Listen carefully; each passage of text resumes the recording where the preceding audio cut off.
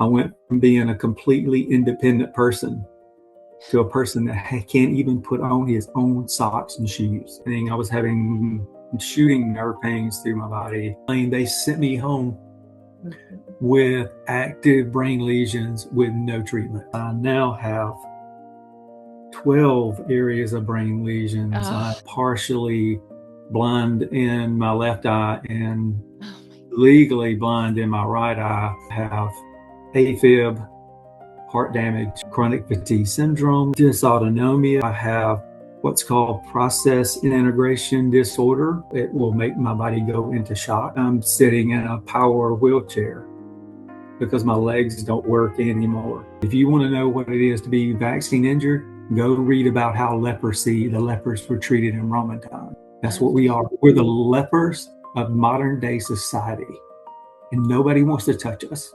Welcome to the React 19 podcast, where we bring awareness and support to the COVID-19 vaccine injured and discuss the science, research, and laws that affect all of us.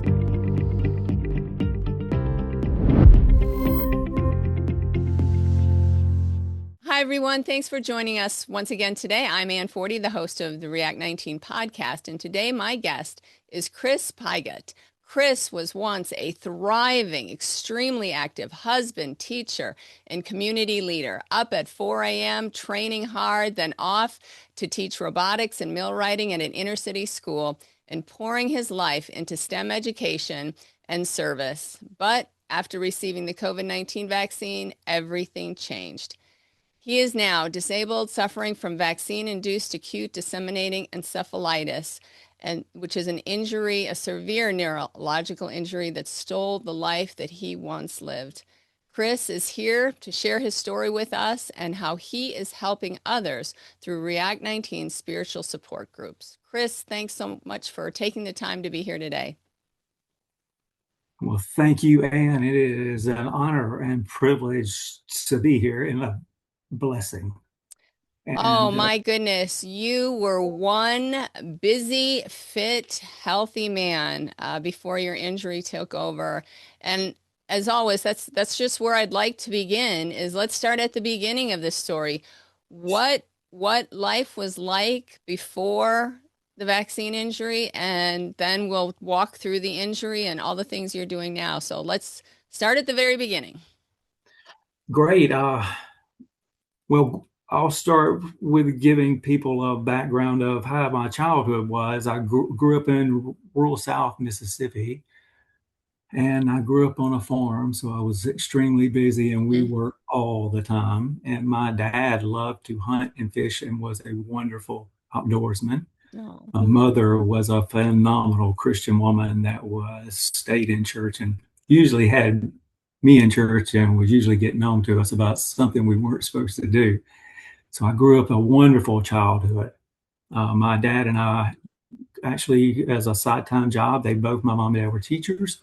So both teachers, as you know, if you're a teacher back in that day, they had to work second jobs to make ends meet. And so my dad and I commercially fished. And if you've ever fished commercially, you can know it's extremely difficult, hard work, and it's dangerous. But I loved it, and my dad and I loved being outdoors. And so even from a very early age, your body was working and it was strong. Right. We planted an acre of garden. We lived off the land. They were almost like people you see on these shows now that are homesteading. The homestead. Well, pretty much we were homesteaders, and it's a wonderful life to live growing up as a kid. I grew up in a small rural school of like 30 in my graduating class.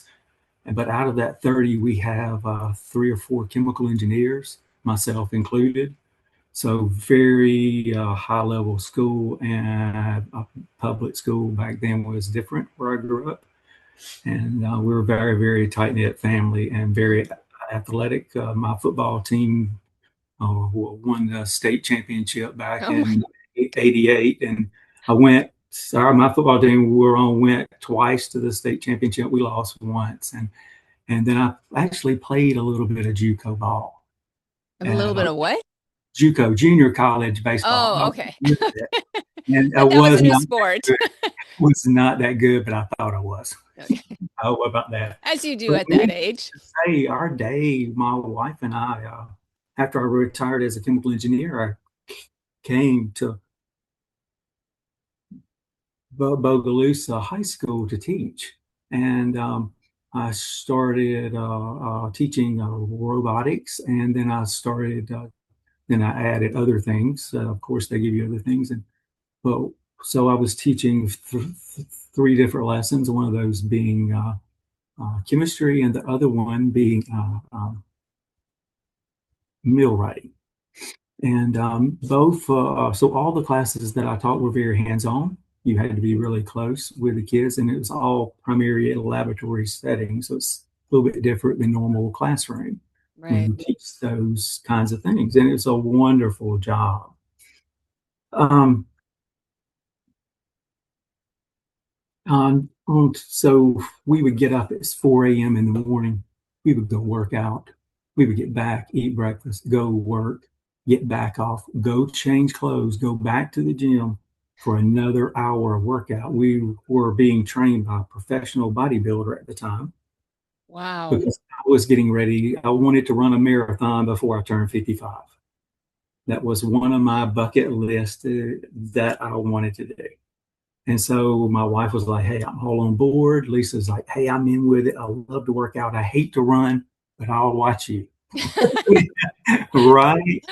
So you can see, now on top of that, just work. Myself, at one time, I was a chairperson of the board at the YMCA for a couple of years. I was over the trustees at our board at the church. I served on the LSTEM as a board sitting member on the LSTEM committee of Louisiana, which is integrating science, technology, engineering, and math into the schools Wow. and integrating industry. They wanted my subject matter, since I was a chemical engineer, to sit on the board to help understand and relate to people in industry of what their needs were, if Wow. that makes sense. So I was extremely busy, um, and um,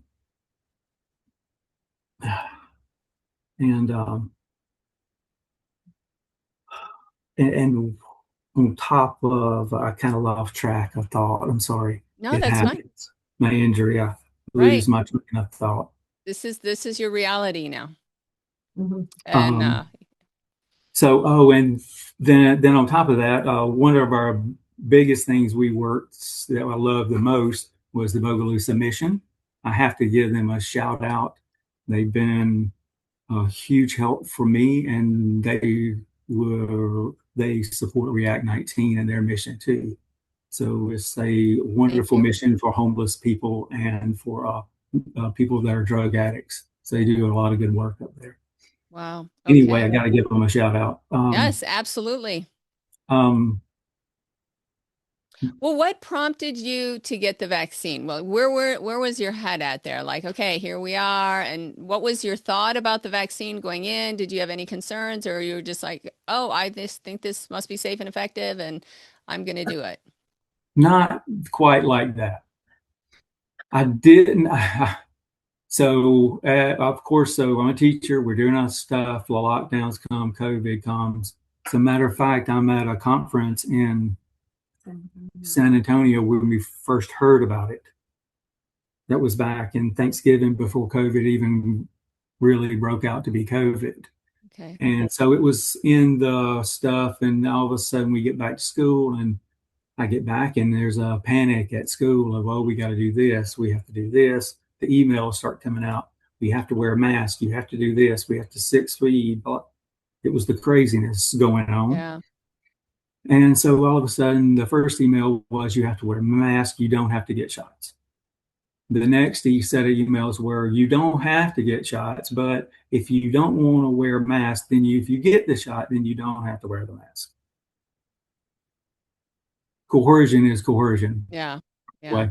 Um, so of course I was like, you can't teach kids and instruct them in their face and them not be able to see and hear what you're telling them. Exactly. The Exactly. instructing things that we were doing were like micrometers. So precision measurement instructions that were going on in our schools that we had to teach these kids. This is high level technology stuff that we were teaching. So of course I was like, hey, I'll do it. I actually went and talked to very reputable, very trustworthy that I know doctors and asked the same questions. Should I get the shot? Is it safe? Is it safer to get the shot or just take my chances?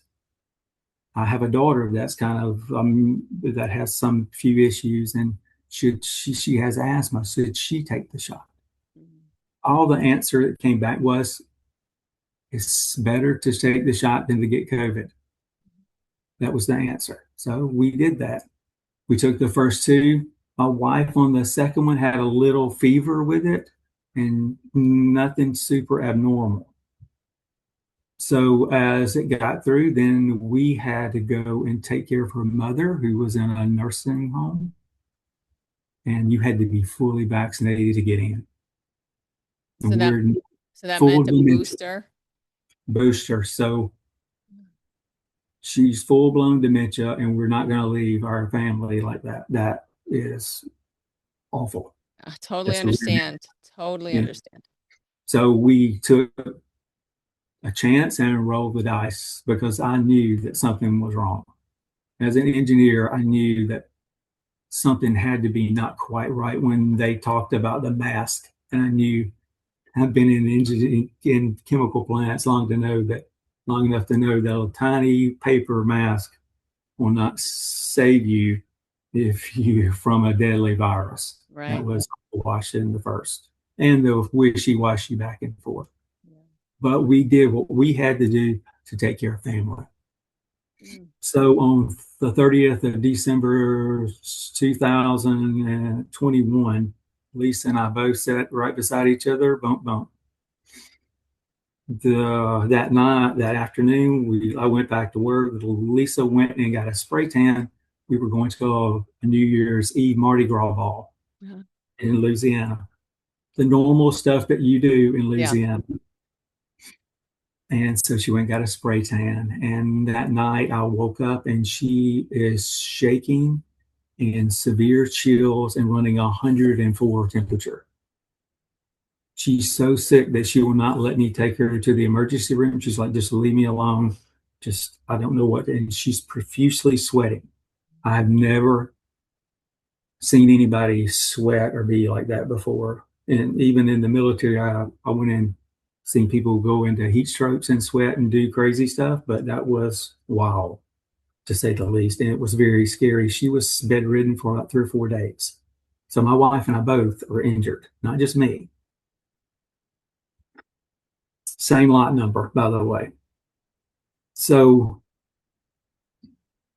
after about 10 days, she got to feeling better, but she still has what I would consider chronic fatigue right now, a slight case of chronic fatigue syndrome. And she's working through that, but she still has issues even today.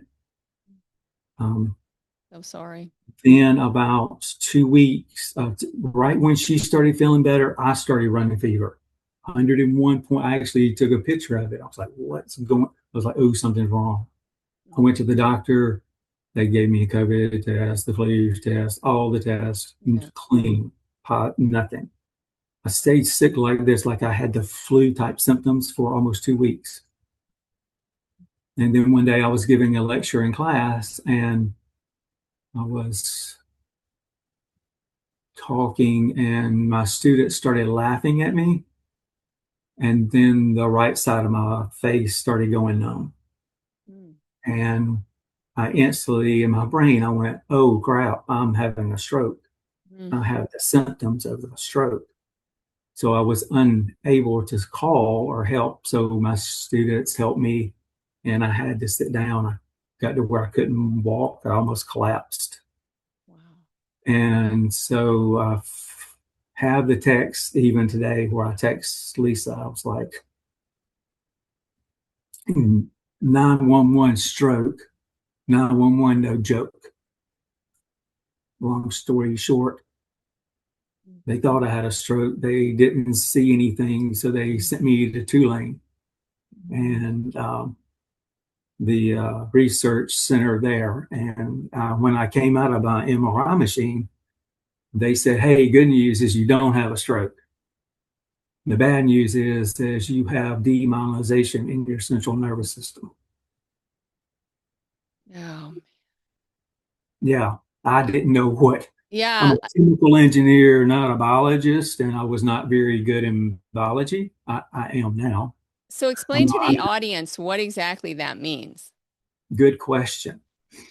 So what they basically, what myelin is it's a coating that goes on the nerve, on the actual nerve. If you can imagine your finger, the bone is the nerve and the myelin is the skin. Okay. It's there's little Understood. gaps between it. It's little tiny sections of it, and they have little gaps called synapses, Synapses. and that's where the nerve messages are sent. And my body now is attacking the myelin. So And this my is body attacks the myelin, it destroys the myelin, and then it creates inflammation in my brain. So I have, at the time when I went, and this is critical to hear, when I went to Tulane, I had 3 areas of lesions in my brain. So it causes lesions and from very bad symptoms, to say the least. Um, so when I get there, they say, "Oh, you have ADEM," which you told at the beginning is what my initial diagnosis was, which is acute demyelination encephalitis, right? Myelitis. So my body's attacked in the myelin, and so now, as you can see me now, my body right.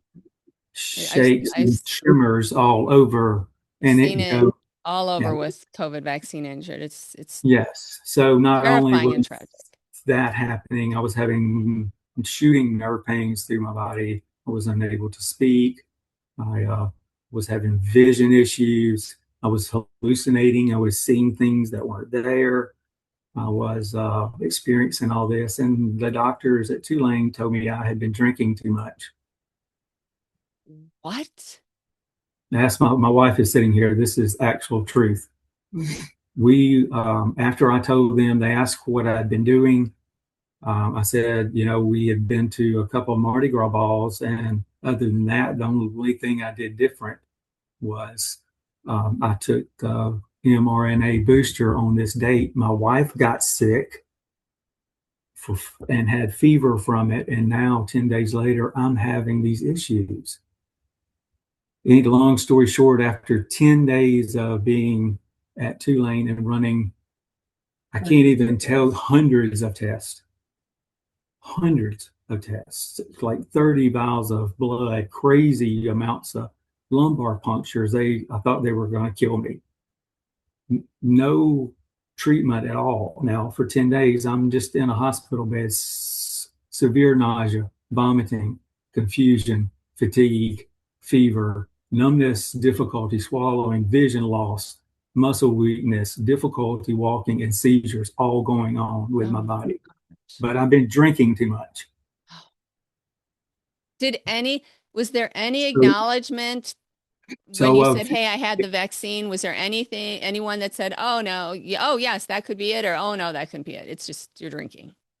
luckily, there was a wonderful intern, and I try not to mention any doctors' names. I'm not trying to get into bashing Right. doctors. They're great doctors. They're great doctors.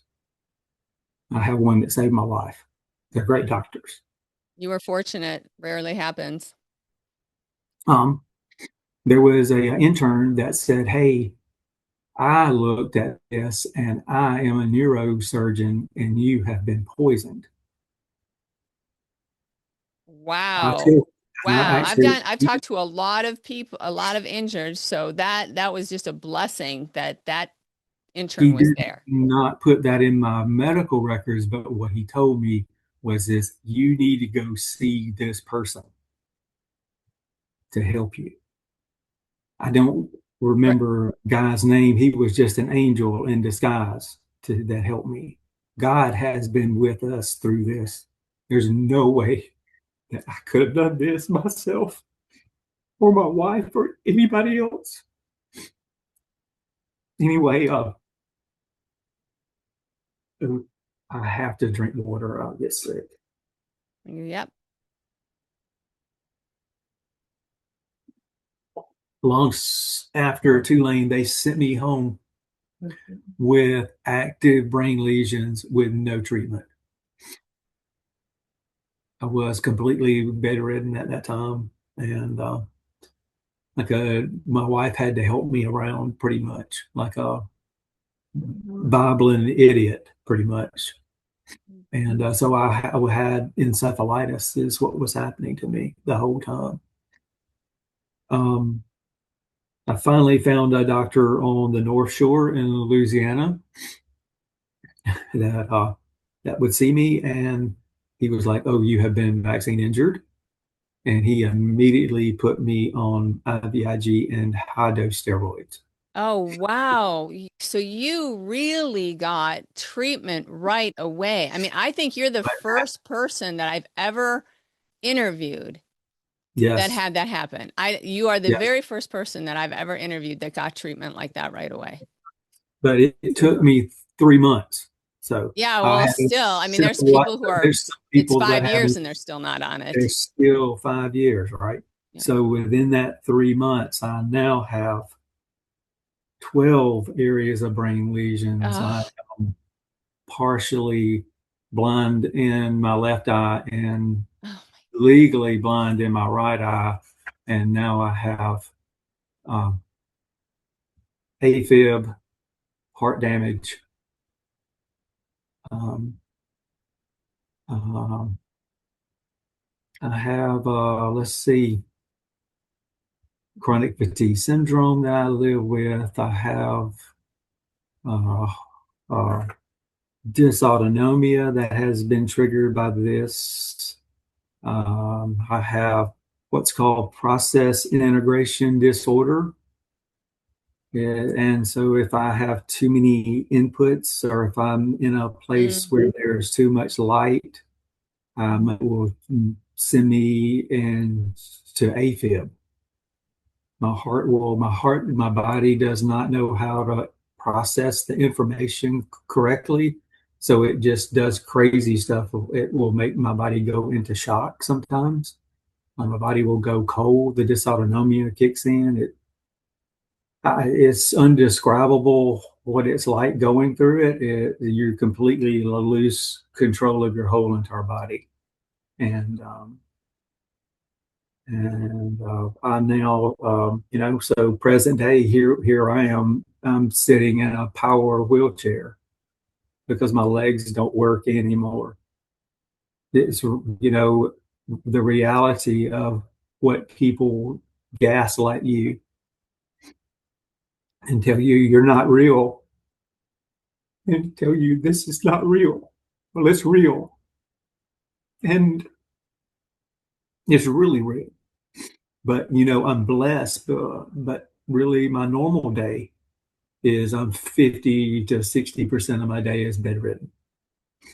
Um, if I have to walk more than 50 yards, I have to be in a power chair or wheelchair, or my legs will completely give out. My wife has to uh, wash me, as help me get my clothes, help me get out of bed, help me put clothes on, help me take my clothes off, um, get undressed, drives me where I have to go, takes care of my medicine. Um, if I have to do any kind of cognitive thing like typing or send emails, to verbally dictate most of everything to her. I used to be able to write a lesson plan in no time, do all my lesson plans in a couple of 3 or 4 hours. I can't even type anymore. I used to be able to play the guitar, and I lost all that. It's all gone. Now I'm trying to learn all of it back. Of course, you can learn things back, but it's a battle. Um, I I don't, think, go uh-huh, ahead. No, go ahead. no. Uh, uh, Now my life evolves around which emergency rooms are the best to go to, and make sure. So there's a lot of things that I've learned from all of this. And anyway, How, oh, wait, I mean, in just listening, there's so many questions I want to ask you, but at this moment, I'm sitting here, I'm just so filled with rage. I'm so filled with anger, and I'm just listening to your story. H- How, how have you got, where is your mind at today? How have you done this? How, that's a I guess great that's my question. question. Where's your mind at today? And how do you get up every day and face the day and not be filled with rage? Maybe you are filled with rage and anger. I don't know. Just where are you at today? Um, every day I get up, I consider it a blessing that God allows me to be injured to help other people. It took me 4 years to get where I'm at today. Yeah. There was a whole 18 months where I wanted to commit suicide at least once a month. Oh, I'm sure. There was a lot of anger. I did a lot of anger on uh, blaming others and how can the main thing was how my mind was, how do I fix this as an engineer? How do I root cause analysis this? And I did tons of research. I mean, just crazy amounts of research. I made myself sicker, made it worse, made my condition worse. Um, what I found though in all of this, as to get my mind straight, is every morning I get up and I do a little thing called my ants, called my automatic negative thoughts. And yes, I'm angry. But what is the anger going to do to my condition? If I will walk around angry every day, is it going to help me or hurt me? And it's going to hurt me because of my condition. I know it is. It makes me sicker. It makes people like us sicker. So what I found is I know that God put me in this. I'm a survivor. I should be dead. My doctor told me I should not have survived the encephalitis attack for that length of time. So I know that God had a hand in saving my life. Every time I'm able to take a step, I know that God is there helping me step. That's what gets me out of bed every single day. Knowing that people need to see what happened to me and that even through the way I am and the way my physical body is, that God mentally has me prepared as a warrior to help other people. What a That's testimony. What a testimony. that's that's what gets me up. That's what drives me. Well, obviously, that supernatural strength surely is just shining a light in the injured community and helping those. Well, let's talk about that. So let's Yeah. talk about that. How did you learn about React 19 and now you're a part of the spiritual encouragement, which I can totally understand given what you've just shared. How did you get involved with React 19 and then what are you doing now Well, with React 19? I was always really fortunate to be that God was leading me in the right path. And even though I originally got out on X, I was on Twitter, and my Twitter account got shut down because of was posting things about vaccine injury. Yep, But we I all got actually shut down. found some folks on X that were part of React. Oh, And so there, and then I found a few things on Facebook that where it was very limited. If yeah. if I had not, shout out to you, Elon Musk. I don't care what I anybody know. says. If I I, didn't have X, we would not know what we were up against. I Thank don't you. think I don't think people understand how that literally changed the trajectory of history. I mean, you know, people can have their opinions about Elon Musk and what he's trying to do or Yeah. whatever, but I think everyone who's lived through COVID and the censorship, we all know that if it weren't for Elon buying X, people still would not be heard. It would be worse than ever. And so, yes, so that changed things. So you're hearing people, you're getting information. I get information, and I'm cannot. Uh, let's see. Let's see who. Golly, let me hold on. I remember who it was, but now, yeah. So Daniel Baker Daniel Baker, yeah, yeah, is with her transverse myelitis.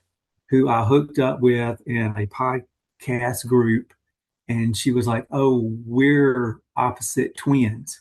Yeah, You have the opposite of what I have." And so that's how I found out about it. And then I contacted through the webs. I looked on react19.org. I went on there, and it has a portal for patients yeah.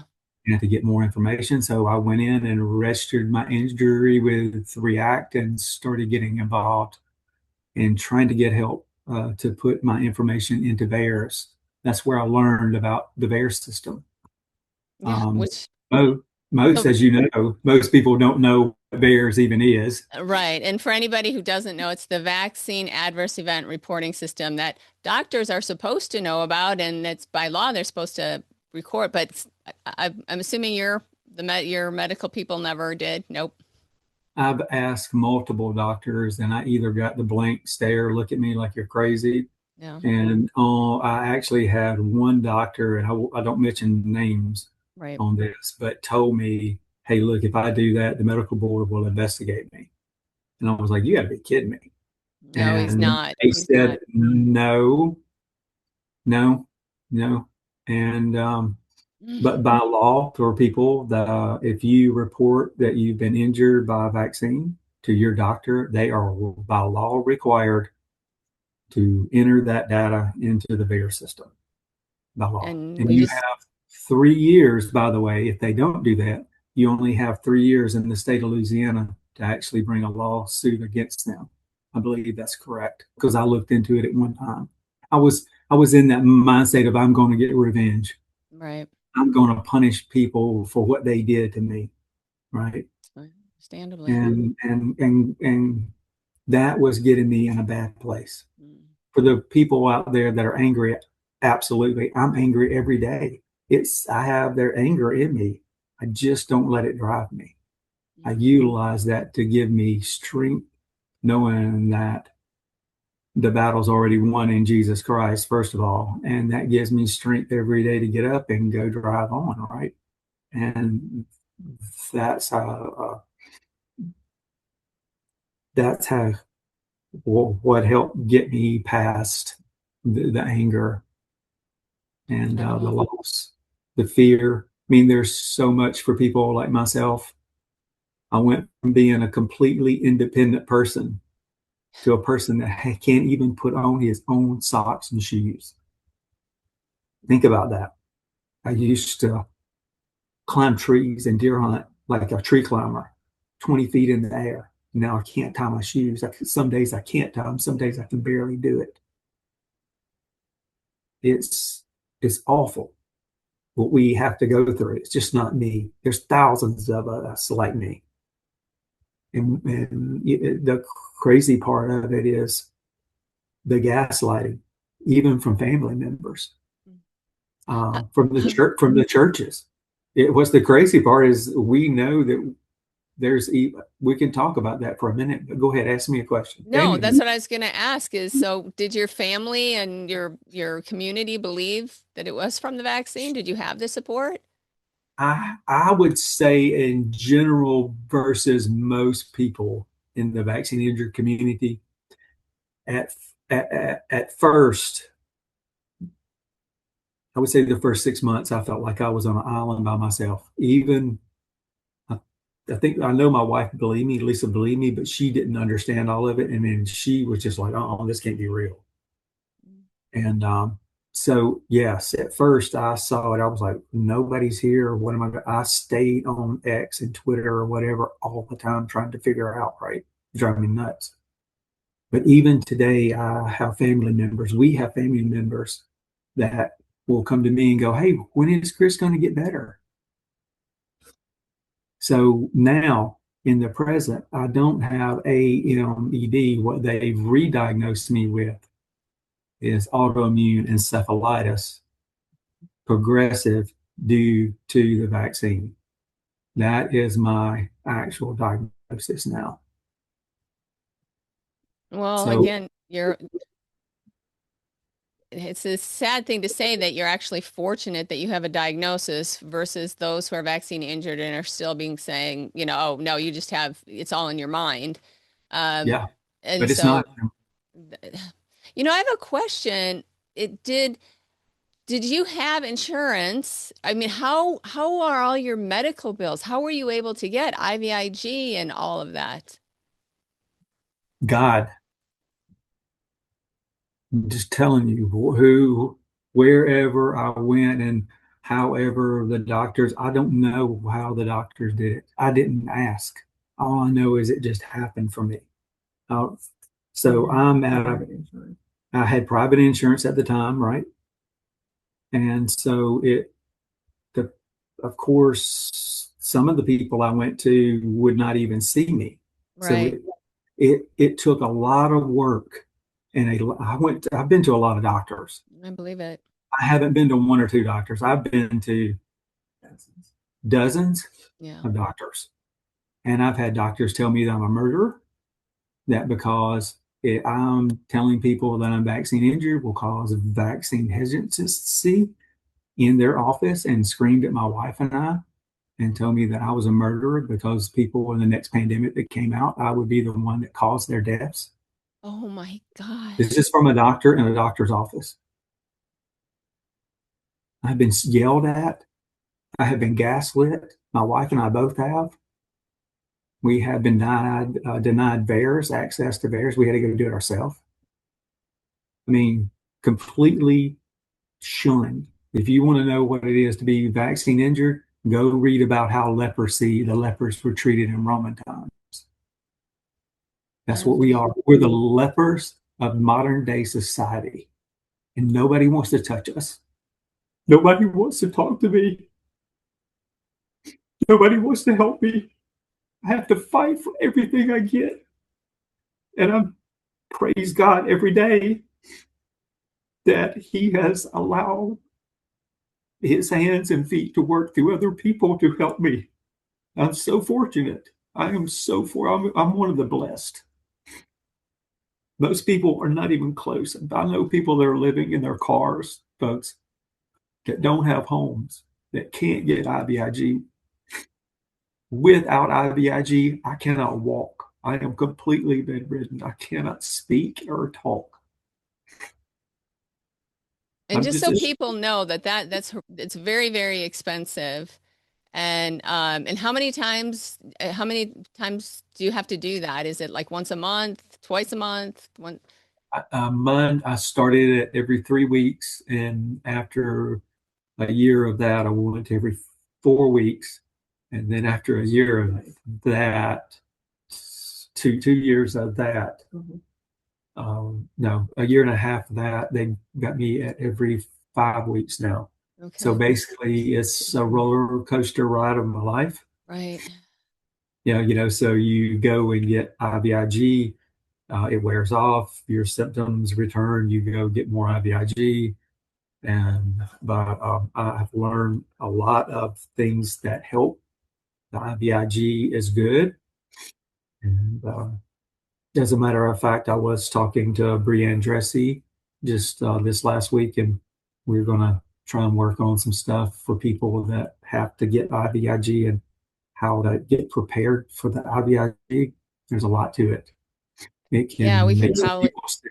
Can you give a really short description of what IVIG is and how it's administered, just for anybody who's listening that doesn't understand? IVIG is intravenous human immunoglobulin. It's made out of plasma. and it basically helps repair. I have a port in it's intravenously put in. I actually have a port, and so every 5 weeks, I have a nurse that comes to my home since I'm so disabled. I can't go to an infusion center. It comes to my home and hooks me up, and for 8 hours for 2 days in a row, I take IVIG. It's a lot of That is. a lot of it, and then I have to take fluids before and after. If I don't, it can make me real sick. But it does help repair the myelin, and so People should repairs. understand that it's not like a permanent thing. It's something, it's not like, oh, you can just do this and it'll be done. No, this is like for the rest of your life. Yes, my disease is classified as progressive, and I don't know when they had the nerve, I think, to ask the doctor, well, what is your outlook on this? And they gave me 10 years. And I was like, ooh, that sucks. And so it is progressive. There will come a point to where the IVIG won't work anymore.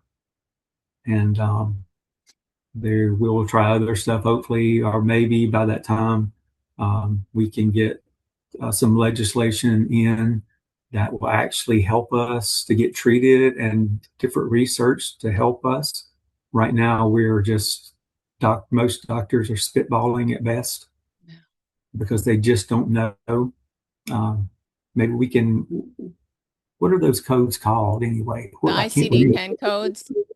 Yeah, most Yeah. people don't know what that is. Yeah. Do they? They're the international like code medicine. Each one of those, every medical condition has a code, and that's how everything gets labeled. So when you go to the doctor, there's a code for this. Or unbelievably, there's a code for not vaccinated, vaccine hesitant. What else? Something, but there's no code for vaccine injury, which those are things React 19 is working on getting those ICD-10 codes. Yeah. Obviously, they've been working with legislators on getting help. I think people need to understand. So IVIG is very, very expensive. Some of the things, those people, those that are injured who can get treatment, the insurance companies obviously have to cover all that. And who's going to cover that? Well, the people who are paying the premiums. And who should be covering that? The drug companies. So whether you're injured or not, vaccine injury is going to affect you because it's going to push up all healthcare costs that drug companies should be paying for, but you and I are going to be paying for. And that's a whole, we could talk on that for several hours, but obviously that is a part of React 19's mission is to get these things acknowledged. I've spoken with Jay Bhattacharya, who's the head of the NIH. We've had several conversations. I saw him back in November. He knows about the vaccine injured. You just had Marty McCary on a podcast where he said, hey, I know 3 people who've died and, all these people, we know that there's all of these injuries. Obviously, RFK Jr. knows all about it. It is just a matter, excuse me, of getting it through the system. I mean, because the system doesn't want to let them do anything. And so I just so that people understand the reality of where you find yourself. And that isn't like, oh yeah, I'll just do this and over time I'm going to get better.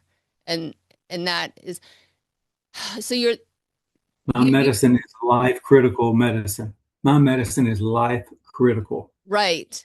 Critical for me to live, to get my medicine, of what the damage has caused for me. Now, what I will tell you is I've made a huge difference also using some holistic medicine too. I've done other things other than just Western medicine. Right. And found a lot of the injured have. Right. And that's something that React has some things for people, that they have doctors that are aware of this that can help them. And, that's one thing I want people to understand too, is we're here at React, they're here to help people, not to give medical diagnosis, but to actually inform them of, hey, here's some doctors that Here are can resources. here's the resources for that. And that's one of the critical parts that people don't have. And Exactly. but you people, what I want people to also understand is if you're not coded properly, you can't get treated properly. 100%. That's a huge problem. And so then your insurance doesn't want to pay Exactly. for it. And if your doctor is not willing to think outside the box Hmm. and do things and help you, then you're left to the curb. Exactly. You're And 100% correct.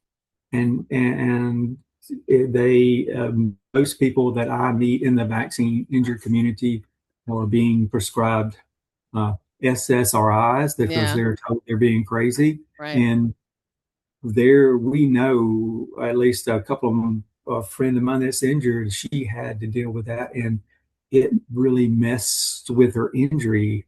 It made it worse. It actually made it worse. So Yep. the treatment out there is you have to do research, and you need to be a part of a group, even to learn where to go to doctors to get your help is a big part of the groups too, the support groups. I've gotten a lot out of that from the support groups, and other people have tried other places to go get help, and it's helped them. Right. So that's a good networking that React does, and that's Well, been one. let's talk about your role in the support group. So talk about the support group that you are involved in. Well, I'm involved now with a faith-based. I'm involved with two support groups at React. I'm involved with a non-faith group support group, and I'm also was involved with a faith-based, but our leader has had to step aside, and so React just came to me and asked me would I volunteer to lead that, and Best man for the job. my wife and I prayed about it, and if the Holy Spirit has moved us to say yes. And the wonderful thing I like about helping React is we all understand we're all vaccine injured. Mhm. We all understand we have really bad days, and we're really good at rescheduling and helping each other out, and not getting all bent out of shape when people can't meet deadlines on things like that, especially in the support groups. So to me, they're really have helped me by not putting a lot of pressure on me, and it allows me to have purpose and helping support other people. And that's a God sent blessing for anybody. No, absolutely, absolutely. So, say what's it like? So, if somebody's listening in, maybe they're injured, what can they expect? First of all, how would they connect with you, and what can they expect in the group? Um, they can go to react19.org. And if they think they're vaccine injured, there's a portal for help and resources. So you can send an email, say, hey, I'd like to be a part of that at react19.org, and we will get you to the right people. Right. Uh, And I'll put we that in the show notes. I'll put that link in the show notes. um, we have the official group won't start until March this year, so we've got some time for people to, and we'll probably put out some more information through React on Facebook, maybe even X, that will help us spread the word a little bit. I do know they're doing a support group for caregivers too that they're trying to start up. Oh, And gosh, so that would I'd be like to, good. yes, I can't, I mean, that's just got to be and so, hard. so our group in this group, it's faith-based. Um, what to expect?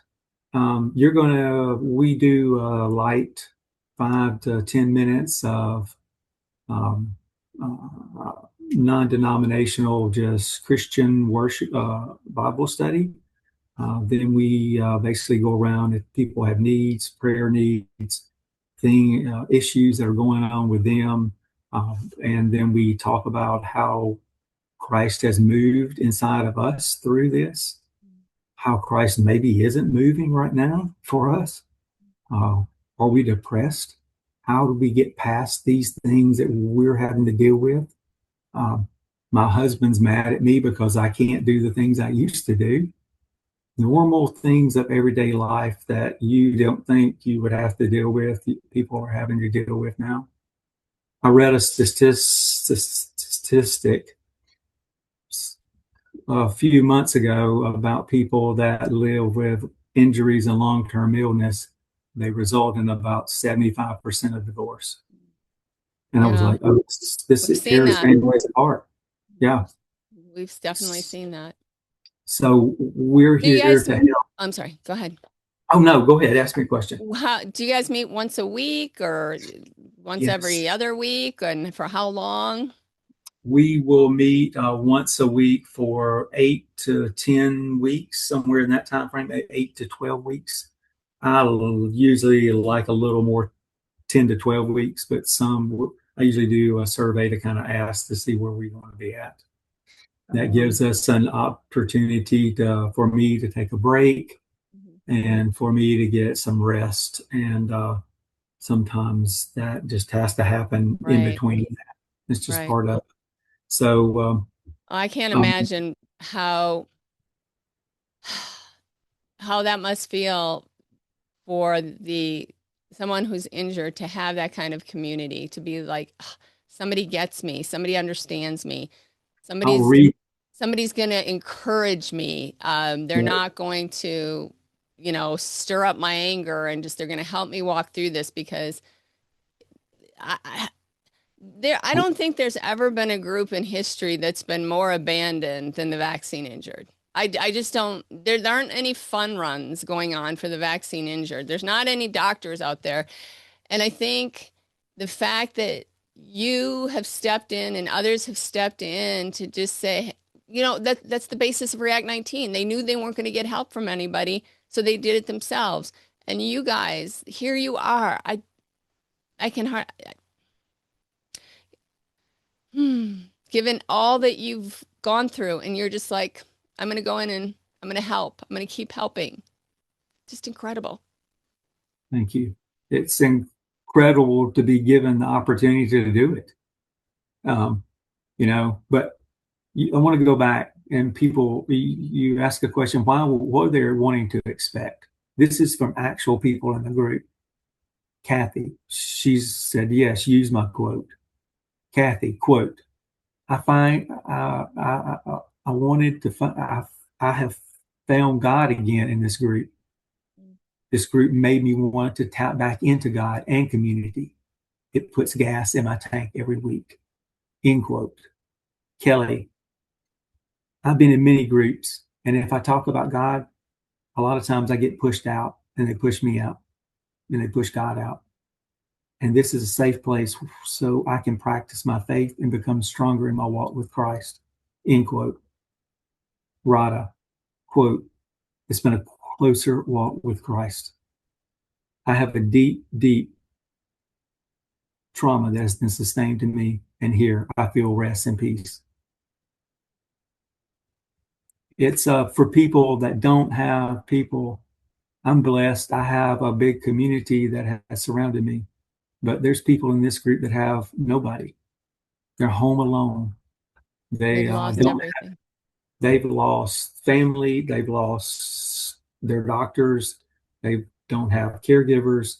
They're having to go through what I'm going through by themselves, taking Yeah. themselves to the doctor. Um, How have you been able to survive financially? Because I'm assuming you're no longer working, obviously. no, I what I will say is my wife and I both were financially blessed at the time.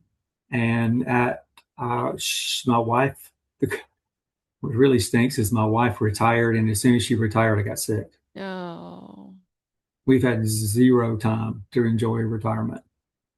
So we're not at the position where people at 23 and 28 and 32 and 41 are, where they don't have the ability to retire and they don't have insurance. right. Fortunately, I was blessed that I was in the military, and the VA has helped me and bridge some of the gap that was until I got on to disability, took over until my disability finally kicked in. Yeah, that's been a huge problem for people to even get disability. Yes. Um, so once again, you just see the hand of God providing there in Have been very blessed on that, but it's a blessing and a curse. So, if when you're blind, they don't usually right, deny disability. right. But so I was fortunate enough that my injury was severe enough that it didn't. There's some people that are in that limbo state, and some people are just being denied. Yeah, I know, and it's way too common. It's way too common. So do you have children? You have Yes, children. And we do. how has this affected their lives?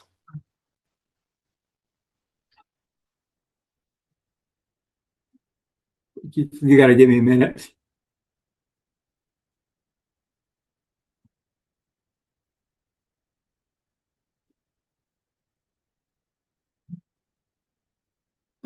The heart. Hmm. Oh.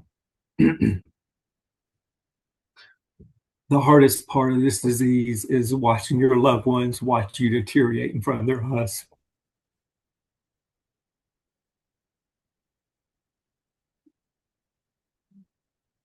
It affects everybody around you that loves you, that truly cares. My son and I had planned to go elk hunting. That'll never happen. All those dreams that we planned, all gone. All my beach days that my wife and I, we love the beach. We love to go and just sit on the beach. All gone. I can't do any of that anymore. My daughter, oh, uh, yeah, yeah, she's in the around Florida on the coast, and so we're always wanting to go travel and see her. But it's very difficult to travel. I can only travel maybe 4 hours at the most in a vehicle, and then my body's completely worn out. It's very difficult.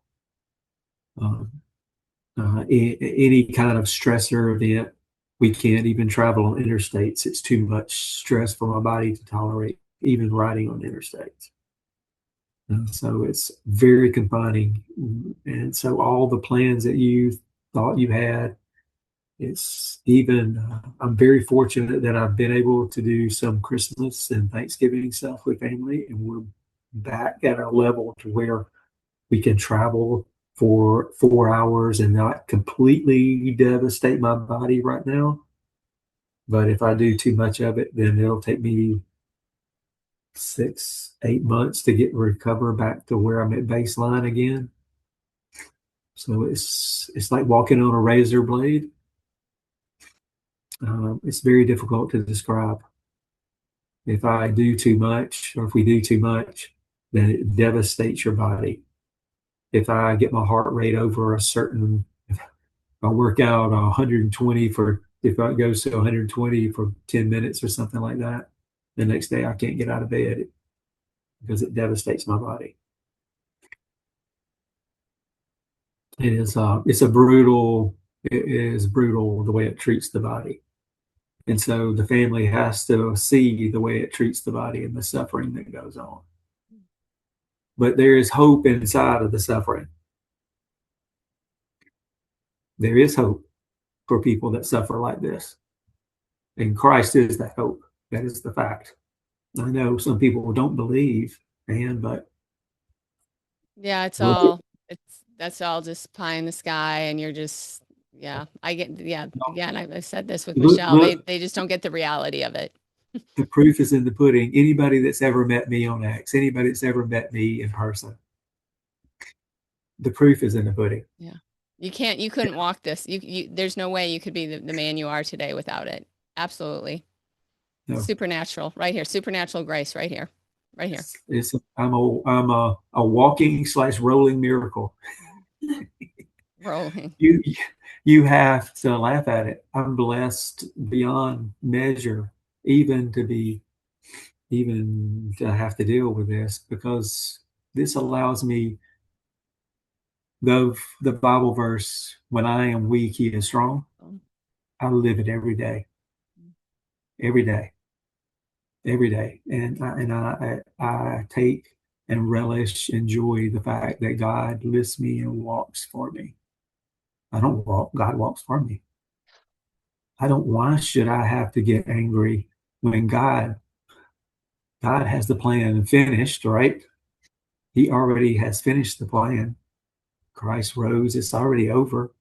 He's won the battle. So all I need to do is, like the group, we're here to help lift the injured up in this group, to make them at least help them find a better spot mentally, not maybe not physically. Um, and we'll, well, I lost my train of thought, but building people up is what we want to do in this group. That's kind of the goal of our group, is to build people up, not to tear it down. You can go in a lot of groups and we can tear a lot of people down, but we're trying to do something different here and build each other up, trying to help each other, hold each other accountable when we need to be held accountable. That's hard to do when you're sick, because you can get in a bad spiral and have a bad day real fast, and you can get in a bad place really quick. And here we have people that are willing to talk to you almost 24 hours a day. We have a really tight group, and I've had to talk to people at late, and they've had to call. I've had to call them. So it's a wonderful experience to have people that understand and want to grow in Christ along with you in the suffering. The suffering's horrible, but the experience with the people is beautiful. I'm speechless. You should be preaching on Sunday mornings, in pulpits. And Well, I do give my testimony. I have done a podcast, but you're not the first person to tell me that. So no, it's I probably mean, probably confirmation. Thank you, Lord, for that confirmation. Oh, that scares me, Lord. it's We're it's honest in clear. our group. Yeah, it's Okay. clear that God has placed you in this group, at React 19, for a reason. It's clear. It's absolutely clear. And just so people understand, React 19 offers other groups, but if you are inclined, if you are a follower of God and you need that spiritual encouragement, this is your group. And Chris is your example. And just and yes, and Chris, obviously you're nourished by others, but I can't thank you enough for being a man of faith and for living it out and walking it out. And your wife's right there beside you, and you are an example of Christ's love for the church. And your wife is there, and um, My kids are there. I They're I don't know. there. Is there anything before I just start crying? Is there anything? And I really have to. I do it every time. You'd think I'd Do get over it. do Is there anything hey, else that you want to say, or anything you want the world to know, or anything? well, there's a few questions you sent me, and I want to answer those questions because I Oh, think it's important for people to hear it. okay. I think, And I yeah, may have to put my glasses on to be able to help you, to yeah. help I me. think one of them is, was there What's your something best you learned? advice? What's your best advice Yeah, for them? yeah. Get involved with others that are going through the same injury, and React 19 is a great place to start. It is. Get counseling. The mental battle you're going through Mm, is much harder than the physical battle that you're going through. mm, That's a fact. That's the mental battle for me was the hardest. I It believe took it. me it took me a good I was not at the level I was at 6 months ago that you're talking to me right now. This just did not happen immediately. It took me years to get where I'm at, I believe it. of hard work and dedication. I have two books. I'm going to give a shout out. Maybe we can give a pump up. I hope we don't get in trouble, but um, Suffering is the name of the book. Okay. It's by David Paul Tripp Oh, okay. I with can two put that. P's. I'll put that in the Two, show notes. um, the other one is by Luli Giglio, Oh, yeah. and it is called "Don't Give the Enemy a Seat at Your Table." Oh, great. Okay. Okay. Excellent, excellent. Those two books changed my view and my lens of how I looked through my injury, how I viewed myself Mm, inside my injury. It gave me insight. And what I was viewing myself through was my injury at all times initially, and it was eating me alive inside. mm.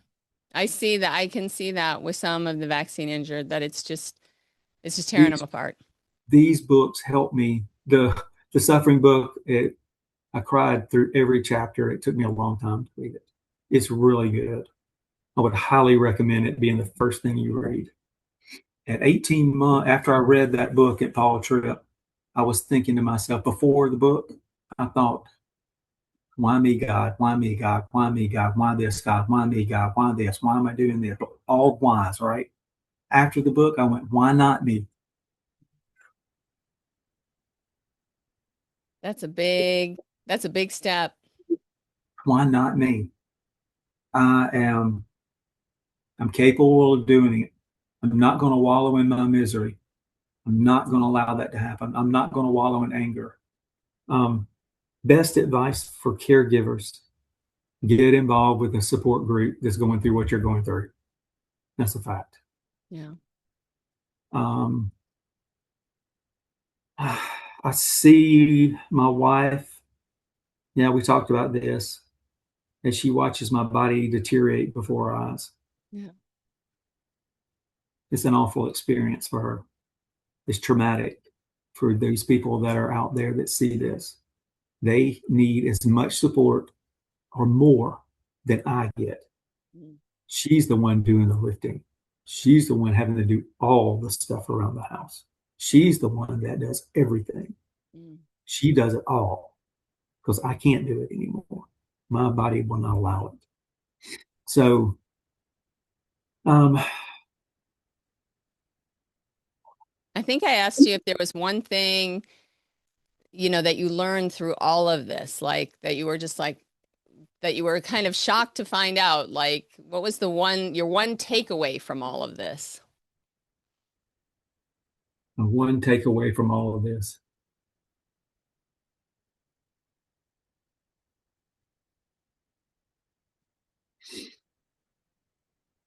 I have three. These are my three important lessons. Okay. How about that? You are never alone. I was never alone. God was always beside me. Number one, God never condemns the suffering. Number two, never.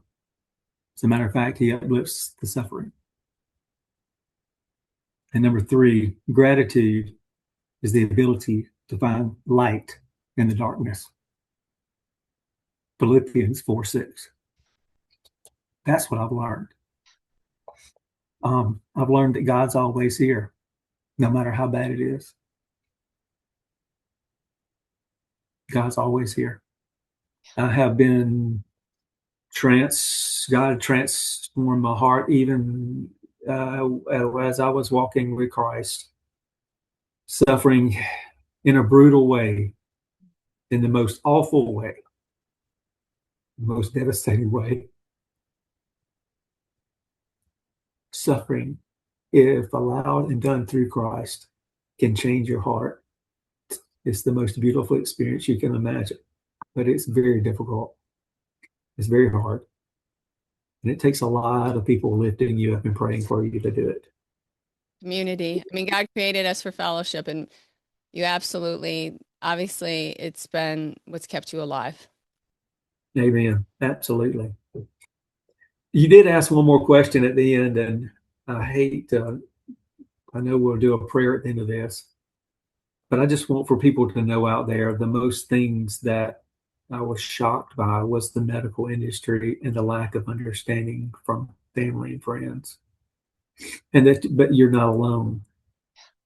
And the lack of help. One of the Debbie led one of our started our support group, and our support group is name is called the Narrow Path Gang.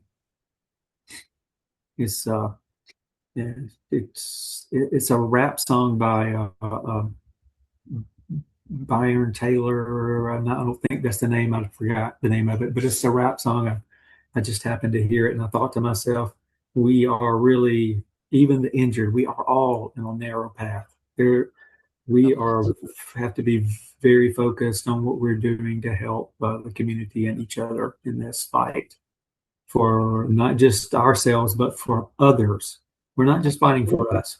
We're fighting for the health and fighting for medical freedom for people that can't fight for themselves. Exactly. We're fighting for things that are way beyond what you see here. Mhm. And they we're I compare us. Debbie and I both looked at it. It compare us to the lepers back in Roman times, Right. That's what you said. and nobody wants to touch us. Nobody wants to deal with us. They just want us to run around and say unclean, unclean. That's what I feel like. Look at They me. just they don't even want to acknowledge, they just believe it's all in your head, or whatever. It's just, and this Yeah. is the thing. So tonight, last Friday, I went to our county commissioners meeting, and I'm going to the county council meeting, and I've gone to our health departments over the last, whatever, 4 years, going to the commissioners, just keeping them aware of the injured, because recently in our area, there's a big push to get vaccines and all of this. And the same health department, I gave all the information about what was happening. And so tonight, when I'm going to go and I'm going to speak, and this interview is ordained to be just a few hours before my speaking tonight. And yeah, the carnage that the medical industry has not and will not acknowledge. No, we're all going to be your voice. Injured, not injured, everybody just has to get out there to use your voice to make sure. Well, I want to say to make sure this never happens again, but just to make sure you the injured know you are loved, you're being thought of. I'm thinking of all the people I've met over the last 4 years, and I can't keep in touch with every single one of them every day, but it's just like, they're being prayed for every day. But just how lonely that must be. And I'm just so glad that you have stepped up. You and your wife have stepped up to fill this void, to be there.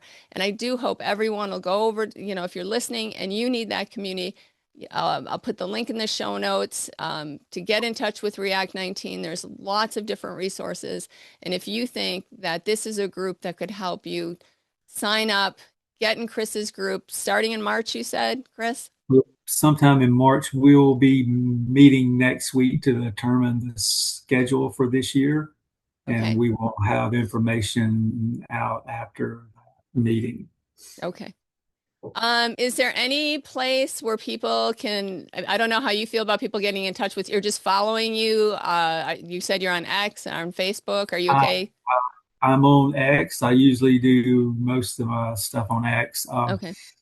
I'll send you my Handle?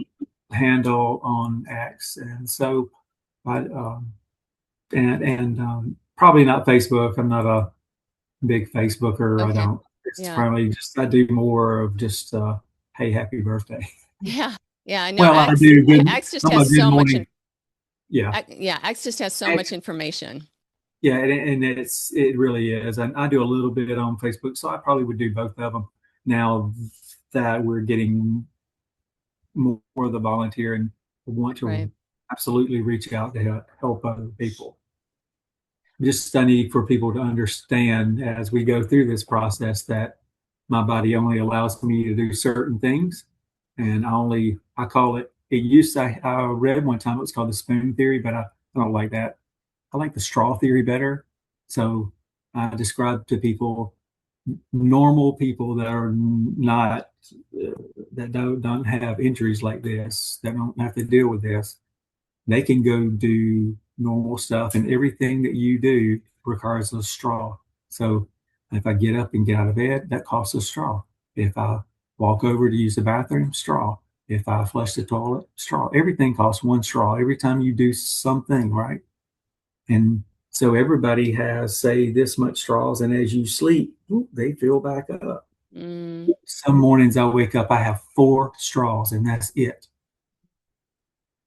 I don't get a refill on those straws just because I go to sleep and sleep for 6 or 8 or 12 hours, Right. because our body is constantly attacking itself all the time.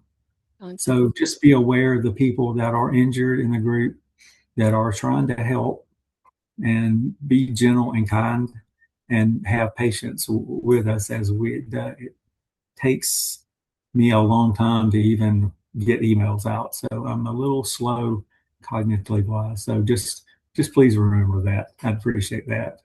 It's got a big heart. Got a big heart. Well, Chris, thank you. Lisa, thank you for assisting there. Thank We you. haven't seen you, but thank you for that. Folks, had again, I'll put everything in the show notes that you need, and I just thank you for this time together, Chris. I just thank you for the people that Thank it's you. going to encourage, and again, I just want to thank you for your commitment to Christ and to keep shining the light. Thank you so much, Ann. Bless Thank you. you.